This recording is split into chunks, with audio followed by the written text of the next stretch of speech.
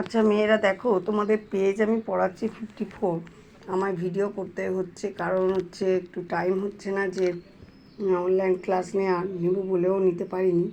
যাই হোক, তোমাদের আগের দিনে মুক্ত বদ্ধ বর্তনী হয়ে গেছে। এবার দেখো সুইচ তো থাকে, দেখো এরকম অ্যাক্টিভিটিগুলো রয়েছে পেজ 54-এ, সেগুলো তোমরা কাজ করার চেষ্টা করবে। আর নাহলে স্কুল খুললে আমরা দেখব যদি করানো সম্ভব হয়।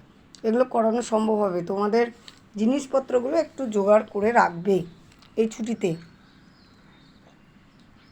আচ্ছা দেখো, ইলেকট্রিকের সরঞ্জামের মধ্যে সুইচ আছে। এবার হচ্ছে সুইচ কি, এরকম সেফটি পিন, দেখো সেফটি পিন একটা দূরে সুইচ করেছে, অন অফ হয়। এবার একটা সেল, একটা টর্চের বাল্ব আর 3টে তার নাও, তারগুলো দুই প্রান্তে প্লাস্টিক ছাড়িয়ে কিছুটা ধাতব তার বার করে রাখো। তাহলে এই রকম একটা বর্তনী তৈরি করো। দেখো দেখো পেজ 56-এ দেখো। এবার এ আর বি দেখো মাঝখানে ফাঁকা রাখা হয়েছে। এই এ বির মাঝখানে তুমি যে কোনো পদার্থ মানে দেখো কিছু লিস্টেড বা তোমার যা মনে হবে, এই যে কাঠের স্কেল রেখে দেখো, প্লাস্টিকের স্কেল রেখে দেখো, লোহার পেরেক রাখো, সুতির কাপড়, স্টিলের চামচ, চাবি, কাগজের টুকরো, চিনেমাটির কাপ, এগুলো রেখে দেখো, দেখবে কি হচ্ছে, বাল্বটা জ্বলছে কি না। কাঠের স্কেলে রাখলে দেখবে বাল্বটা জ্বলছে না। লোহার যদি পেরেক রাখো দেখবে বাল্বটা আবার জ্বলছে।